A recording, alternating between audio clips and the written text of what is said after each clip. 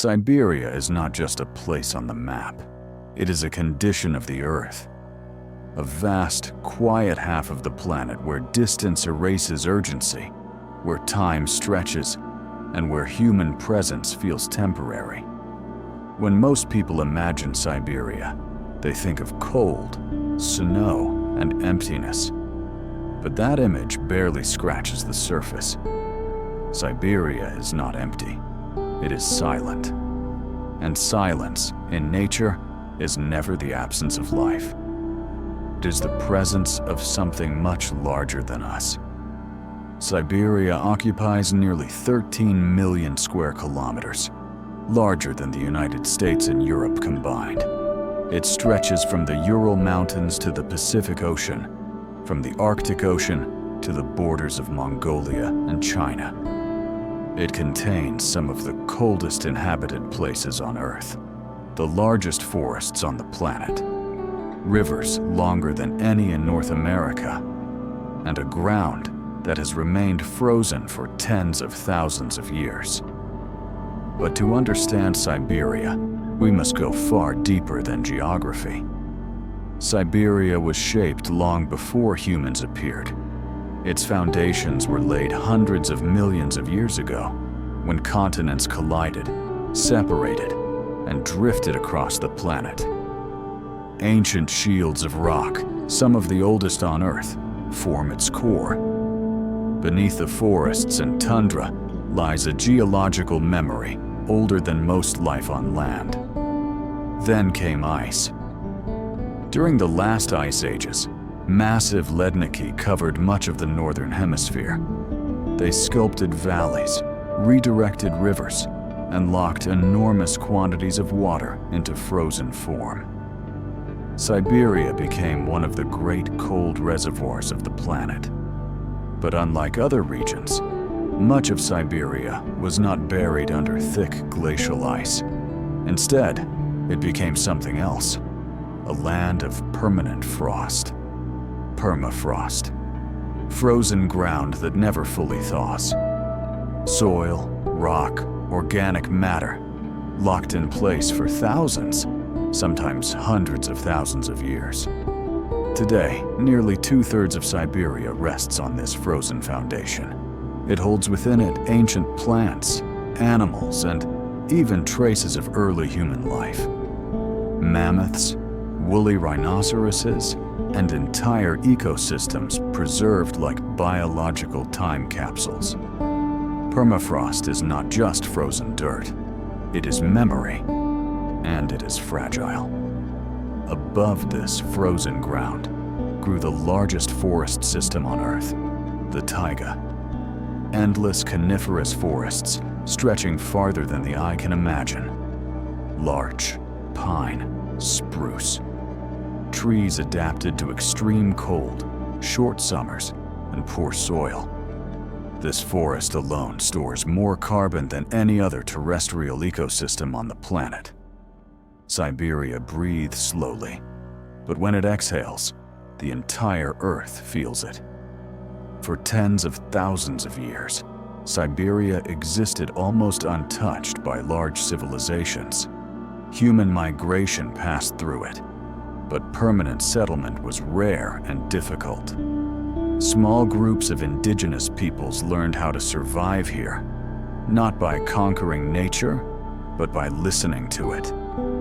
The Evenki, Nenets, Yakuts, Chukchi, and dozens of other cultures developed lifestyles perfectly tuned to this land.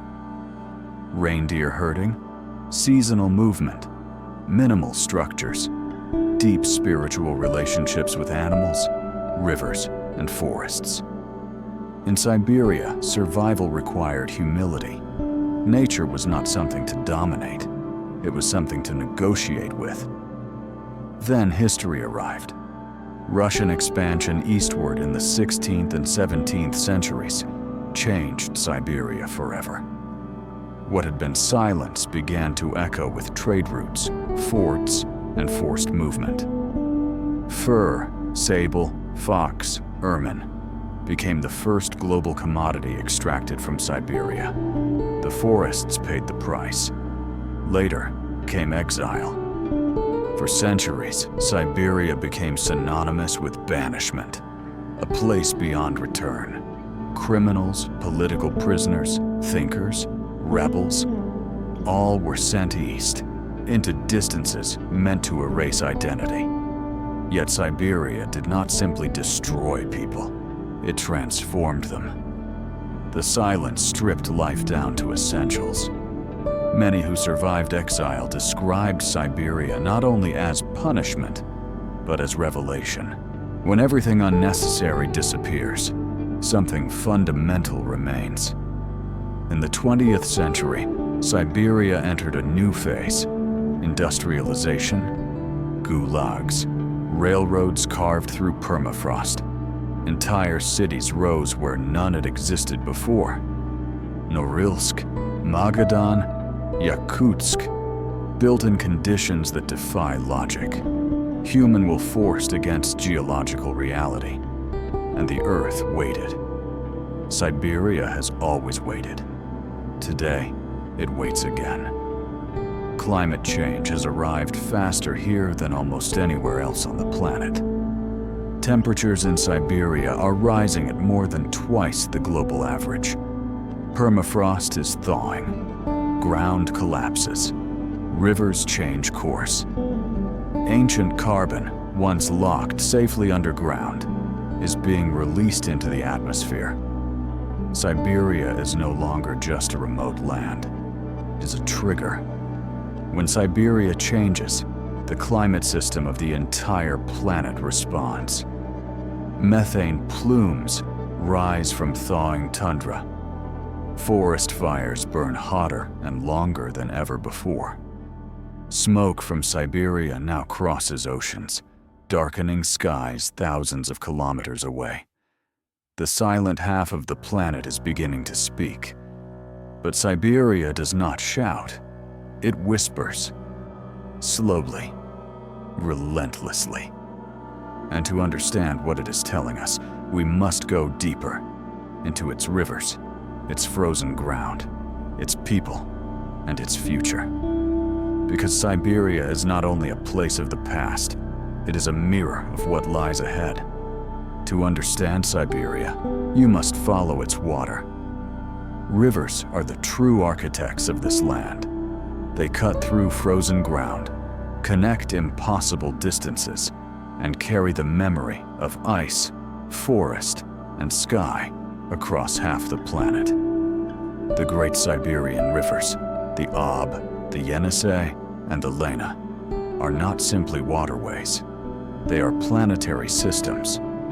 The Ob begins far to the south, gathering strength across plains and wetlands, then flows north for more than 3,600 kilometers until it dissolves into the Arctic Ocean. Along its course, it drains an area larger than most countries. In spring, when ice breaks, the river does not melt quietly. It explodes. Ice jams form walls of frozen pressure. Water spills across forests and tundra, flooding landscapes that will refreeze again within months. This annual pulse defines life. The Yenisei cuts Siberia almost perfectly in half. It flows from Mongolia to the Arctic, passing through some of the most remote territory on Earth.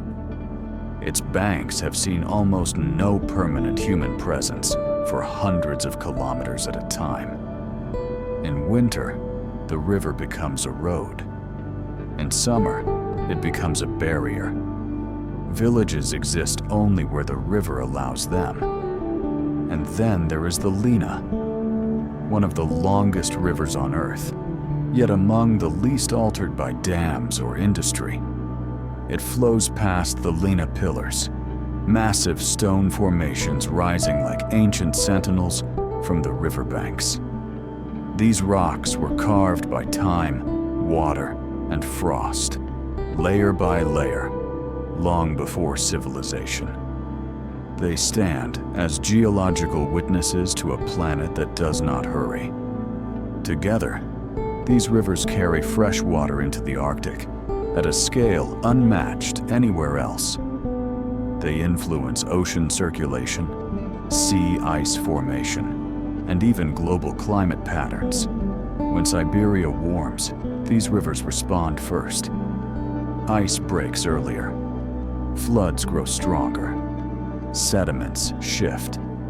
The Arctic feels the change. Beneath these rivers lies the most critical feature of Siberia: permafrost. Permafrost is not uniform. It exists in layers, some shallow, some extending hundreds of meters deep. Within it are trapped ancient roots, grasses, bones, and microbes. Carbon that was absorbed by plants during the Ice Age never had a chance to decay. It remained frozen. Now, that lock is weakening. As temperatures rise, permafrost thaws unevenly. The ground does not simply soften, it collapses. Roads crack, buildings tilt. Entire landscapes sink into shallow lakes called thermokarst. These lakes release methane, a greenhouse gas far more potent than carbon dioxide. This is why scientists watch Siberia so closely. What happens here does not stay here. Siberia contains more frozen carbon than all of the world's tropical forests combined.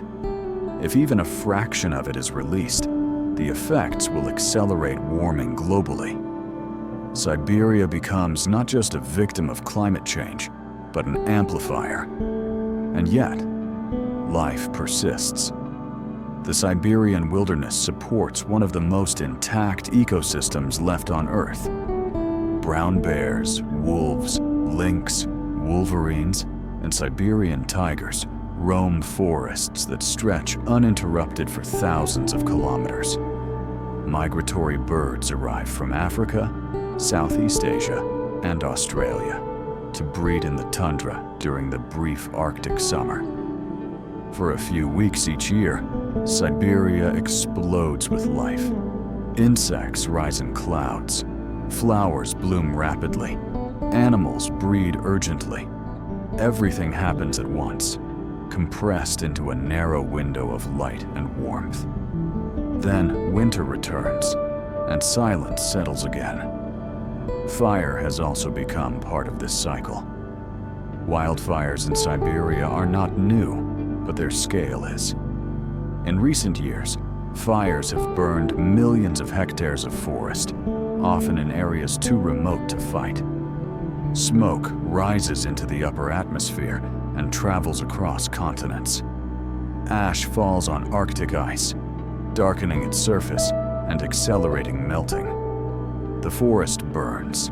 The permafrost beneath it thaws faster. The cycle intensifies. Still, people remain. Cities like Yakutsk stand atop permafrost in conditions that push engineering to its limits. Buildings are raised on stilts to prevent heat from melting the ground beneath them. Water pipes run above ground, wrapped in insulation. Cars idle constantly in winter because turning off an engine can mean it will never start again. This is daily life, not spectacle. Beyond cities, indigenous communities continue to live by ancient rhythms. Reindeer herders move across frozen plains, following routes passed down for generations.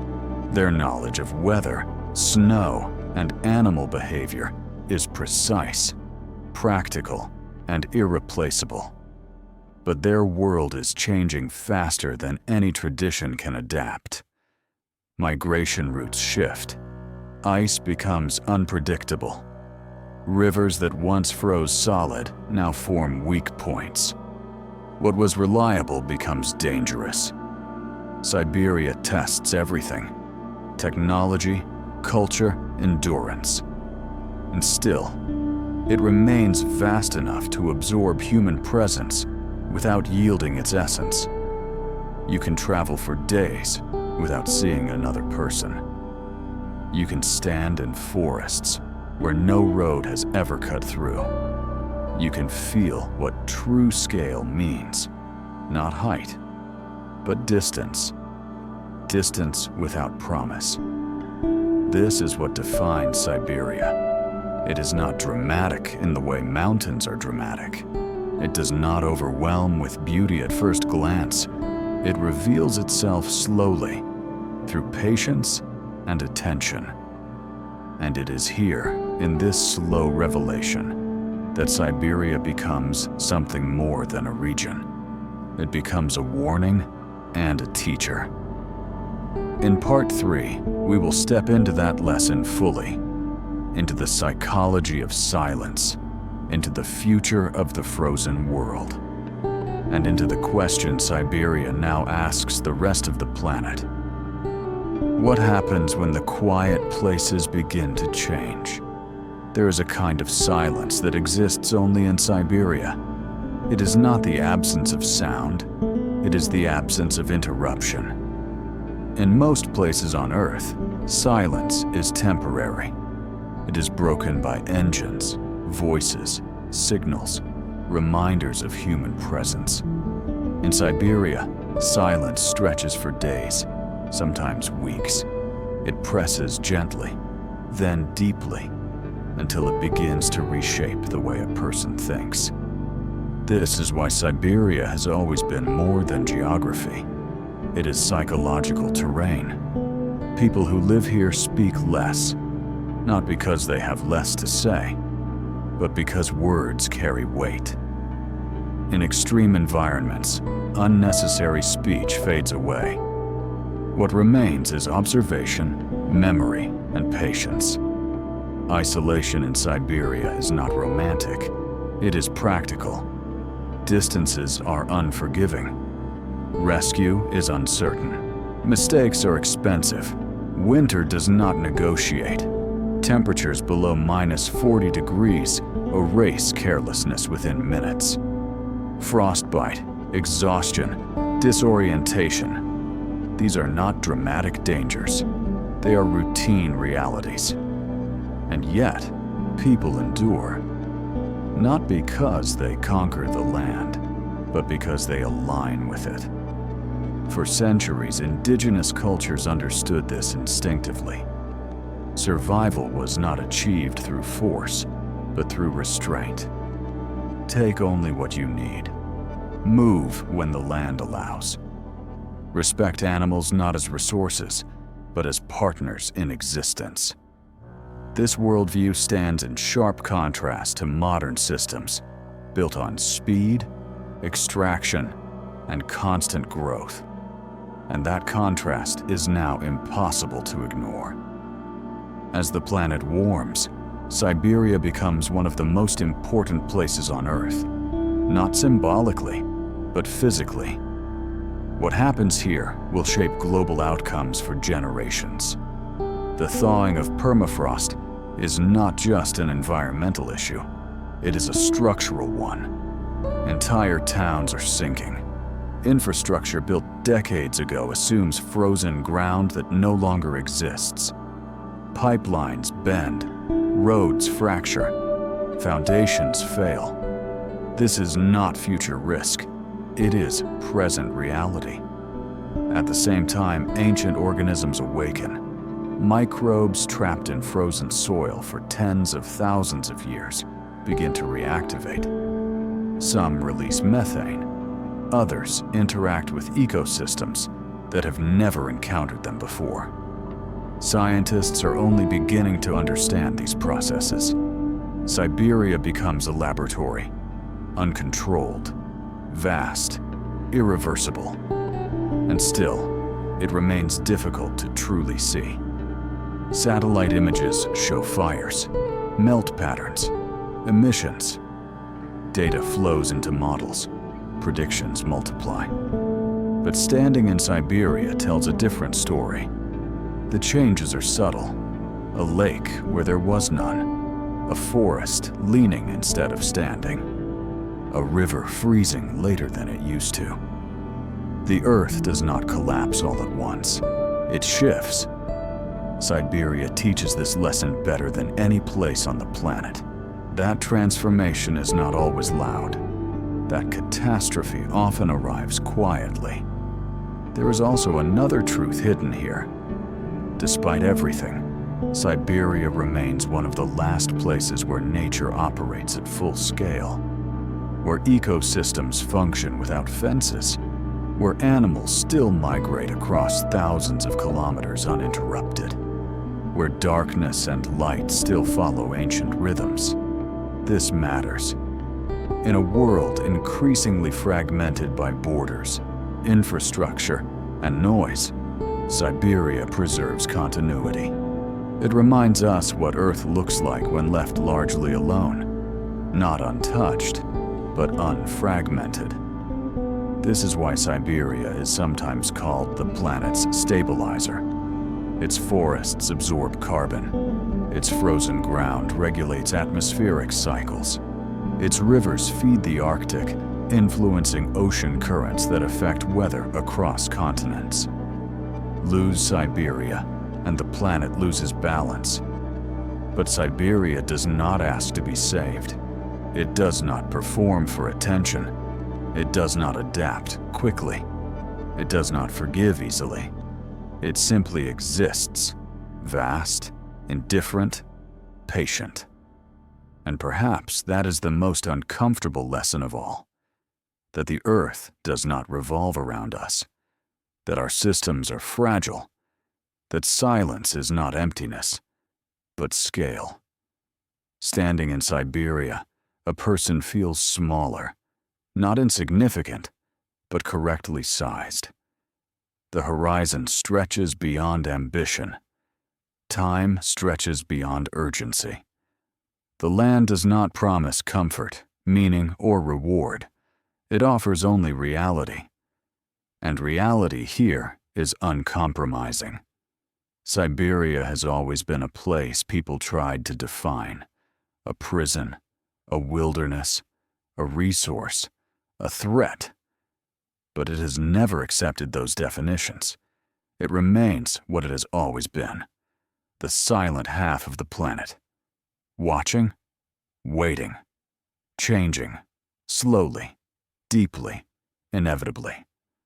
And as the modern world accelerates, Siberia asks a final question, not with words, but with presence. Can humanity learn to slow down before the quiet places are gone?